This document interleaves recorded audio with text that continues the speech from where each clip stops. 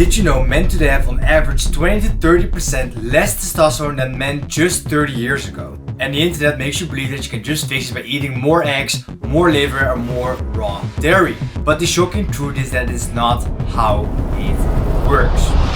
Yes, testosterone is the hormone for energy, strength, libido, confidence and drive. And yes, food plays a role. But almost everything you hear about foods that boost testosterone misses the real mechanism. So today I'm going to break that down for you so you can stop chasing the hype and can start fixing the things that actually move the needle. Now every week there's a new miracle food trending on TikTok, right? Oysters for zinc, liver for vitamin A, royal jelly for your hormones. And here's the thing, these foods do have powerful nutrients, but here's the catch. They only work if you're deficient in that nutrient. So if you're low on zinc, oysters might give you an insane energy and libido boost. If you're low on vitamin A, livers might be the biggest play you can do. If you're low in vitamin A, liver can make you feel like a superhuman for a week. But once your body is replenished, eating more doesn't lead to higher and higher testosterone. Because your body defends a set range that's called homeostasis. It literally has negative feedback loops, right? So if you're familiar with the HPG axis, the axis from our brain to our balls, there is basically a genetical maximum, right? So once your body has reached the highest level of testosterone, it will send negative feedback loops back to your brain so it stops sending out the signals to your testes to produce more testosterone. So you won't be able to produce higher amounts because it's just called the homeostasis. Now the thing that you see online is that most guys are just focusing on adding more oysters, right?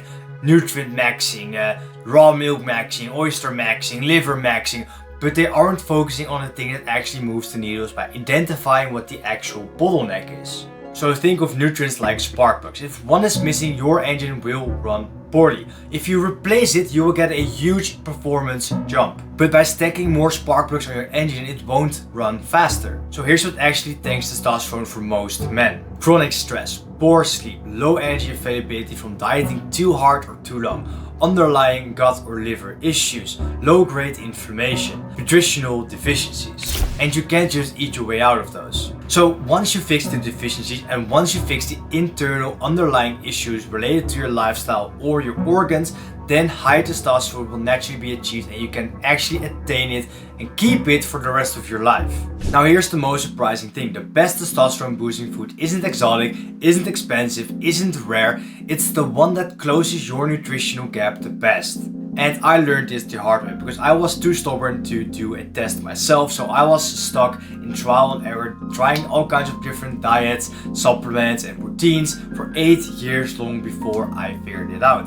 And I figured it out eventually, and I give you an example from my life. So the first time I ate liver, I felt like an absolute superhuman. So the first 2 times I ate this, I actually get a huge increase in energy, libido and drive, right? Like it was truly insane. I remember when I first ate it and the taste was kind of something you have to get used to, but like the immediate effect of energy boost like the day after was like so insane to me.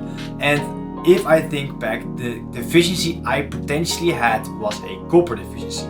Because I was already supplementing with zinc, and it's a very common thing that if you're supplementing with zinc that you have a copper deficiency, and my diet was in general low in copper, right? So this was a very potential thing I potentially struggled with. And liver was loaded with copper, right? But after the first couple of times this nutritional gap was filled, and then thereafter I didn't feel the huge increase in energy, drive and confidence I felt prior. So I didn't have the wow effect anymore because the deficiency was lifted and now my body was balanced again. And one thing you gotta realize is that you normalize the new level of higher energy, right? So most often people are not aware of the fact that they're tired, that they're stressed, that their sleep is insufficient.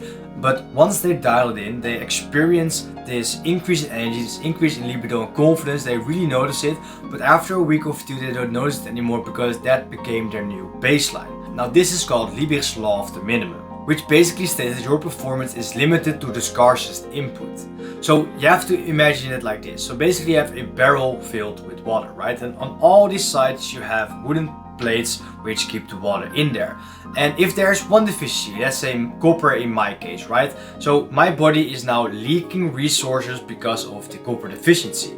So if I then raise all the other sides, which can be creatine, magnesium, zinc, ashwagandha, protein intake, carbs, fat, you name it. I'm raising everything except the copper deficiency, and there the water is flowing out.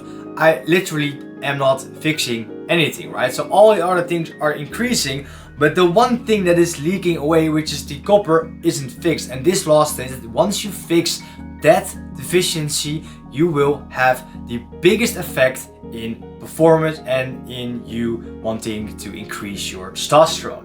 So if you fix that deficiency, you will get the wow effect. But once the gap is closed, it doesn't really matter if you then still continue to maximize the nutrients, right? Because a lot of these influencers are doing that. They're doing zinc maxing or iron maxing or magnesium maxing, but that doesn't have the same effect anymore, and it can, quite frankly, can have the opposite effect. Now that's why the first time you ate oysters, liver, steak, heart, you get the wow effect, and then afterwards it stopped working. And it isn't because the food inherently stopped working, it's because your body is now finally balanced out and adjusted to a new higher baseline. So the rule is pretty simple. If you don't want to waste years in trial and error with your diet, and this is exactly what I'm doing with my clients in my one-on-one, is we're testing for deficiencies, so to identify as soon as possible what's holding your testosterone back. Then we are lifting this deficiency back to baseline, and then we're just maintaining it with a diet which is perfect for keeping testosterone hormone focus and drive intact. Now, boosting testosterone through diet is just about getting enough of the essentials so your body can maintain and do everything it needs to be. Because remember, your body, your HPG axis has a negative feedback loop. So if you make sure that all the things that are preventing this axis for producing your testosterone and keeping your testosterone are lifted, right? So your body can just naturally do whatever it wants without being annoyed by all kinds of underlying issues, deficiencies, environmental stressors, then naturally you will attain and achieve high testosterone, right? So your diet is just there to maintain it, to ensure you get all the proper nutrients, and also not overdosing on these superfoods. Because again, if you're deficient in a nutrient, in a mineral, it can have negative effects on your testosterone. But if you're also overloading on compounds, it can also have a bad influence on your testosterone. So once you balance out all the essential nutrients, then you should just focus on the lifestyle implementations, right? Stress management, sleep, diet, training, making sure you're removing all external toxins. Now close the nutritional gap and then just focus on stress management, sleep, training heavy, having a proper diet, making sure you're not nuking the production of testosterone with all kinds of external toxins, and just making sure your lifestyle is dialed in. And that's the permanent fix. Because remember, your body wants to produce testosterone, but your lifestyle and your environment is just preventing it, right?